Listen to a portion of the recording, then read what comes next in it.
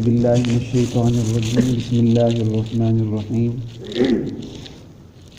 والذین لا يدعون مع اللہ الہا آخر ولا يقتلون النفس التي حرم اللہ الا بالحق ولا يزنون ومن يفعل ذلك يلقى أثاما۔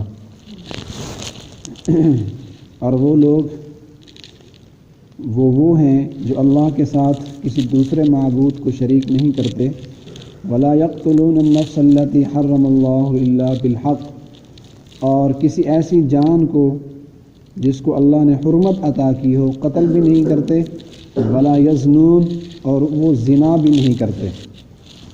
عباد الرحمن اللہ کے خاص بندوں کی نشانیاں بیان کی جا رہی ہیں، تو اللہ نے عباد الرحمن کی ایک اور صفت یہ بیان کی ہے کہ اللہ کے مومن اور مخلص بندے یہ وہ ہوتے ہیں جو اللہ کے ساتھ عبادت میں کسی دوسرے کو شریک نہیں کرتے۔ بے شک یہ شرک بہت بڑی ایک بیماری ہے، بہت بڑا گناہ ہے جو کفر کی بدترین قسم ہے۔ شرک کہتے ہیں کہ اللہ کی ذات میں، اللہ کی صفات میں، عبادات میں، اللہ کی عظمتوں میں کسی دوسرے کو شریک کرنا۔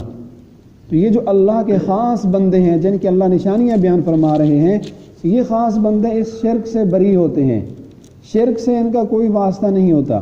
ان شرک لظلم عظیم، بے شک اللہ کے ساتھ مدد پکارنے میں، عبادات میں، اللہ کی ذات میں، اللہ کی صفتوں میں کسی کو شریک ٹھہرانا یہ بہت بڑا ظلم ہے۔ اور اس شرک کے بارے میں اللہ پاک نے یہ طے کر دی ہے، ان اللہ لا یغفر ان یشرک بہ، کہ اللہ اگر چاہے گا تو اپنی رحمت سے قیامت والے دن بڑی بڑی غلطیاں، لغزشیں، خطائیں معاف فرما دے گا، لیکن اللہ فرماتے ہیں شرک میں کسی کو معاف نہیں کروں گا۔ شرک ایک ایسی بیماری ہے، قیامت والے دن اس کی معافی نہیں ہوگی۔ اور آگے فرمایا وَلَا يَقْتُلُونَ النَّفْسَ الَّتِي حَرَّمَ اللَّهُ إِلَّا بِالْحَقِّ، یہ مومن مخلص بندے کسی ایسی جان کو قتل نہیں کرتے جس کو اللہ نے ناحق قرار دیا ہو۔ یعنی اگر کسی کو قتل کرنا جائز ہے، قتل کرنے کی شرعاً اجازت ہے، مثلا قصاص لینے میں اگر کسی کو قتل کیا جاتا ہے، یا اسی طرح جہاد کے اندر دشمنان اسلام کو قتل کرنا ہے، یا شادی شدہ مرد کو قتل کرنا ہے، یہ تو شریعت اجازت دیتی ہے۔ ان جگہوں میں تو اپنا ہاتھ روکتے نہیں ہیں، یہاں قتل کر دیتے ہیں، لیکن جہاں اللہ پاک نے روکا ہو وہاں کسی آدمی کو یہ قتل نہیں کرتے۔ اور اسی طرح ولا یزنون، ان کی تیسری صفت یہ ہے یہ زنا بھی نہیں کرتے۔ یہ اللہ کے خاص بندے ہوتے ہیں، یہ انتہائی پاک دامن اور عفیف قسم کے لوگ ہوتے ہیں، یہ زنا نہیں کرتے۔ تو ان آیات میں اللہ پاک نے اپنے خاص بندوں کی 3 نشانیاں بیان فرمائی ہیں۔ ایک تو شرک نہیں کرتے، دوسرا کسی کو ناحق قتل نہیں کرتے، ولا یزنون، اور زنا بھی نہیں کرتے۔ عرب معاشرے کے اندر یہ 3 گناہ کثرت سے پائے جاتے تھے۔ عرب سوسائٹی، عرب معاشرہ ان 3 گناہوں میں مبتلا تھا، اس لیے اللہ پاک نے اس وقت آیات نازل فرمائی کہ مومن مخلص وہ ہوگا جو اس زمانہ جاہلیت میں ان 3 چیزوں سے بری ہوگا، ان 3 گناہوں سے بچے گا۔ عبداللہ بن مسعود کی روایت ہے، بخاری اور مسلم شریف میں موجود ہے، وہ فرماتے ہیں کہ میں نے آپ علیہ السلام سے سوال کیا کہ یا رسول اللہ سب سے بڑا گناہ کون سا ہے، سب سے بدترین گناہ کون سا ہے؟ تو آپ نے فرمایا کہ اللہ کے ساتھ شرک کرنا یہ سب سے بڑا گناہ ہے، اور اس حال میں کہ اس اللہ نے تجھے پیدا بھی کیا ہے، کہ اللہ تجھے پیدا بھی کر رہے ہیں، پھر اس کے ساتھ آپ کسی اور کو شریک بھی ٹھہرا رہے ہیں۔ پھر فرماتے ہیں میں نے عرض کیا یا رسول اللہ شرک کے بعد سب سے بڑا گناہ کیا ہے؟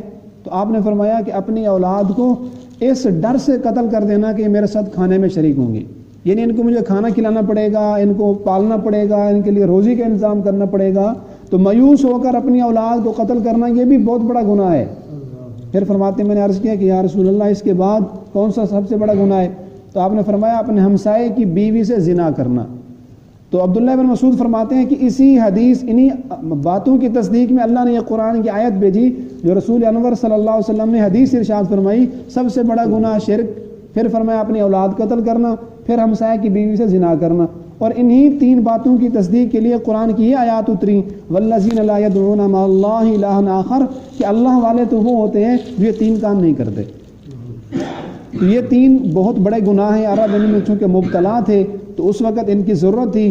تو اگر کسی آدمی نے یہ گناہ کر لیے ہیں تو اس کے لیے بھی شریعت نے مایوسی نہیں رکھی، یہ اگرچہ بہت بڑے کبیرہ گناہ ہیں، لیکن اگر کوئی آدمی ان سے بھی توبہ کر لے تو اللہ نے ان کے لیے بھی توبہ کا دروازہ آج بھی کھول رکھا ہے۔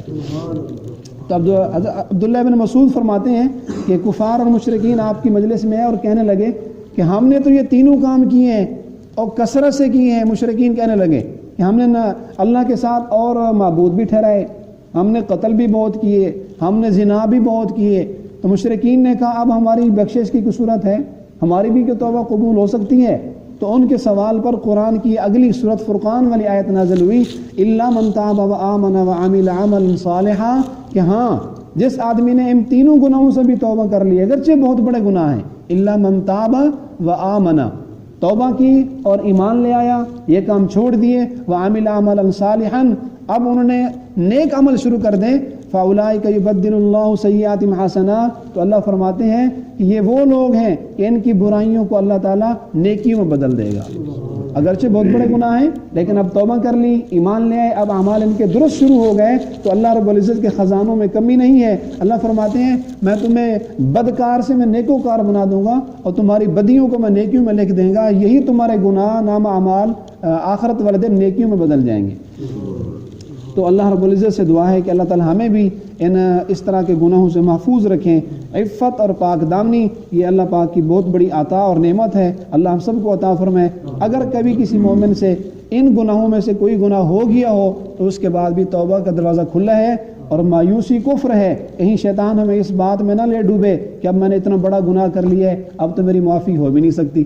اتنے بڑے گناہ کرنے والے زمانہ جاہلیت میں ان کو بھی اللہ پاک نے اس توبہ نے تسلی دی۔ حدیث پاک میں آتا ہے کہ حضرت ابو ہریرہ رضی اللہ تعالیٰ عنہ کے پاس ایک عورت آئی، یہ واقعہ تفسیر ابن کثیر میں لکھا ہوا ہے، امام ابن کثیر نے نقل کی ہے۔ اس عورت نے آ کر حضرت ابو ہریرہ سے کہا کہ میں نے آپ سے ایک سوال کرنا ہے، تو انہوں نے فرمایا جی پوچھئے کیا سوال ہے؟ وہ کہنے لگی کہ میں نے زنا کیے ہے، میرے سے زنا ہوا ہے، پھر اس سے مجھے حمل ہو گیا ہے، حمل سے ایک بچہ پیدا ہوا جس کو میں نے قتل کر دیا، تو اب کیا میرے لیے بھی کوئی معافی کی صورت ہو سکتی ہے؟ تو حدیث میں آتا ہے حضرت ابو ہریرہ نے فرمایا کہ اب تیری آنکھیں ٹھنڈی نہیں ہوں گی اور قیامت والے دن تجھے معافی بھی نہیں ملے گی۔ تو روایات میں آتا ہے وہ عورت روتی پیٹتی ہوئی دھاڑے مارتی واپس چلی گئی۔ یہ حضرت ابو ہریرہ فرماتے ہیں صبح کی نماز میں نے رسالت میں آپ صلی اللہ علیہ وسلم میں یہ مسئلہ پیش کیا، یا رسول اللہ میں نے ایسے عورت کو مسئلہ بتایا، تو آپ علیہ السلام فرمایا کہ اے ابو ہریرہ آپ نے مسئلہ صحیح نہیں بتایا، آپ نے جواب صحیح نہیں دیا۔ پھر آپ نے یہی قرآن کی آیت پڑھی الا من تاب وآمن وعمل عملا صالحا، سورۃ فرقان والی آیت۔ کیا آپ نے یہ آیت نہیں پڑھی کہ اللہ فرما رہے ہیں جو توبہ کر لے، عمل صالح کر لے، یبدل سیئاتہم حسنات، کہ اللہ ان کی برائیاں نیکی میں بنا دے گا؟ تو فرماتے ہیں مجھے بہت ڈر لگا، تو میں سارا دن اس عورت کو ڈھونڈتا رہا، اور عشاء کے وقت میں مجھے عورت ملی بازار کے اندر، میں نے اس کو جا کر مسئلہ بتایا کہ آپ علیہ السلام نے آپ کے لیے خوشخبری دی ہے کہ تیرے لیے بھی معافی کی صورت موجود ہے۔ تو وہ عورت اسی بازار کے اندر اسی جگہ سجدے میں گر گئی اور اللہ کے شکرانے ادا کرنے لگی کہ میں اللہ کا شکر ادا کرتی ہوں کہ اللہ نے اتنے بڑے گناہ کے بعد بھی معافی کا دروازہ کھولا ہوا ہے، اور اللہ کا شکر ادا کرتی ہوئی خوشی کے ساتھ نعرہ تکبیر لگا رہی تھی۔ اسی طرح حدیث میں ایک اور واقعہ، ایک بوڑھے کا واقعہ بھی آتا ہے کہ آپ علیہ السلام کے پاس آیا اور اس کی عمر بہت زیادہ تھی، بہت بوڑھا تھا، اور حدیث میں آتا ہے اس کی جو بھویں تھیں، یہ اس کی آنکھوں والوں پر بھویں، وہ آنکھوں کے اوپر گری ہوئی تھی، وہ اوپر اٹھا کر ان کو دیکھتا تھا۔